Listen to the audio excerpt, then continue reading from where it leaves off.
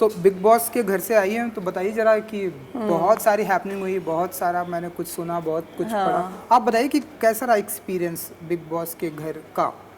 Experience अच्छा था, short था, स्वीट था, बट इम्पैक्टफुल था। मैं बाहर आई हूँ तो मुझे ज़्यादा समझ में आया कि अंदर जो मैं थी, जो मैं कर रही थी, वो सही समझ रही थी, सही बोल रही थी।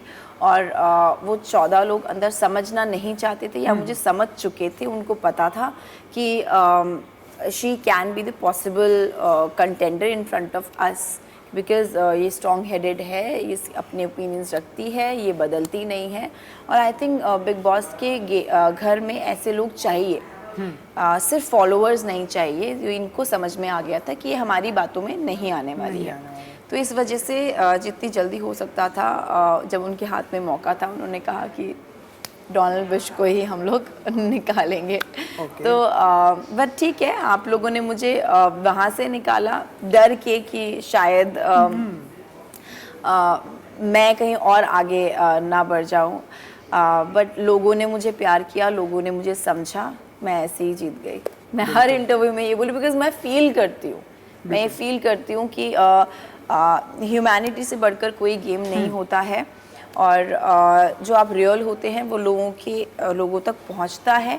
और रियल जो लोग होते हैं वो ज़्यादा कनेक्ट करते हैं। तो आई एम रियली हैप्पी कि आप लोगों ने मुझे समझा, मुझे जाना, मेरी पर्सनैलिटी को पसंद किया। I think this is more than enough for me, more than any trophy. चलिए डोनाल्ड जी, आई विश कि लोगों के दिल में रहेंगी, बिग बॉस की ट्रॉफी कोई भी उठाए। तो कुछ कहेंगे आप करण कुंद्रा, मैंने देखा बहुत सारी बातें हुई, कुछ कहना चाहेंगे आप, मतलब जो कुछ रिपीट करेंगे आप? अरे करण, मुझे सच में लगा था करण की वो, क्योंकि मेरे सामने वो ऐसा कुछ गलत नहीं बोलते थे। क्या होता है ना कि मैं जब बाहर निकली हूँ तो उसके बाद मैंने बहुत सारी चीज़ें सुन के, वो मेरी पीठ पीछे बैक बिचिंग किया करते थे ना। I got so hurt. मैंने कहा अरे, मेरे जो बोले मैंने मुंह पे बोलो ना, पीठ पीछे क्यों बोल रहे हो। फिर उसके बाद वो कमर की बातें, फिर लैप डांसिंग मुझे बोलते आप मुझे लैप डांस दो। वो जाके बैठ गए चेयर पे कि आप मुझे लैप डांस दो। मैंने कहा नहीं, I won't give, I am not that girl. मैंने बोला है सामने, मुझे नहीं पता कितनी दिखाई दी है बातें, कितनी नई चीज़ें दिखाई दी हैं। फिर वो टावल वाली बातें, तो मुझे ऐसा लगता है कि he is male chauvinist sort of, क्योंकि मेरे ओपिनियंस होते थे। वो बोल रहे आप मिस इंडिया मत बनो, आप क्यों अपने ओपिनियंस देते हो, क्यों वुमेन एम्पावरमेंट पे लगे, because I have beauty with brains, what's your issue in that. So आप कैसे ऑब्जेक्टिफाई कर रहे हो लड़कियों को, कि सिर्फ लड़कियां कपड़े पहनने के लिए, कमर दिखाने के लिए यही होती हैं। आपको जो हमारे ओपिनियंस है वो आप लेना ही नहीं चाहते हो। So I didn't like his this side at all.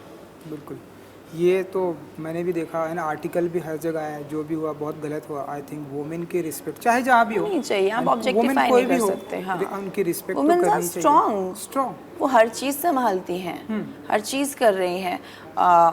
लड़कियों को कमज़ोर नहीं समझना चाहिए। वो घर भी संभाल रही हैं, काम भी कर रही हैं, और वो कंधे से कंधा मिलाकर आप जब लड़कियों को चलाओगे, then you are a better human, I think, better man, I think.